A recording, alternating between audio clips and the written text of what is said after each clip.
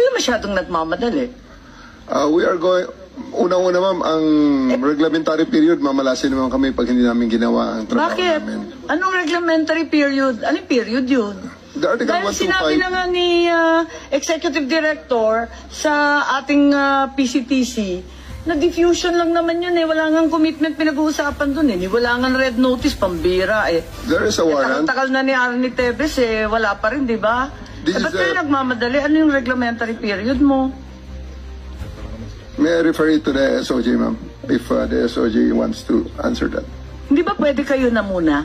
Mauna lang kayo, tapos sa si SOJ. Pwede? Okay, ma'am. Okay. My main processes during the time is that I have implemented a warrant, and it is therefore the person is already arrested by virtue of a legal warrant, and Article 125 comes into play of the revised penal code, which is entitled delivery of persons legally arrested to the proper judicial authority, and I do believe at this point the judicial authority will be the ICC.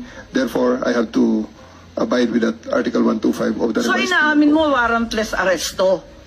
Kasi yung Article 125 ng RPC does not apply kung may warrant. So inaamin mo walang warrant. At the many stages, ma'am, all the many other, among other Make up your laws. mind, General Torre. Warrantless arrest ba to o may warrant? Kasi ang liwanag naman ng Article 125 eh, ng revised penal I do code. believe that I have a warrant at this time. I just don't want to be... Hindi walang reglementary period. Mamili ka.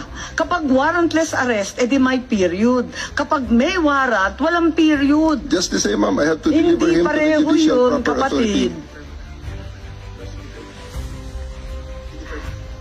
Hindi magkapareho yun. The reglementary period only comes into play when there's a warrantless arrest in accordance with Article 125 of the revised penal code. Di po ba? At saka may kinalaman yun sa delivery of the accused and arrested. Di po ba? And I'm being cautioned by the DOJ, ma'am, that it may be subjudicial ready to discuss that because of the habeas corpus pending in the Supreme Court, ma'am. Pati ba naman ng revised penal code, naging executive session, pambihirang buhay ito.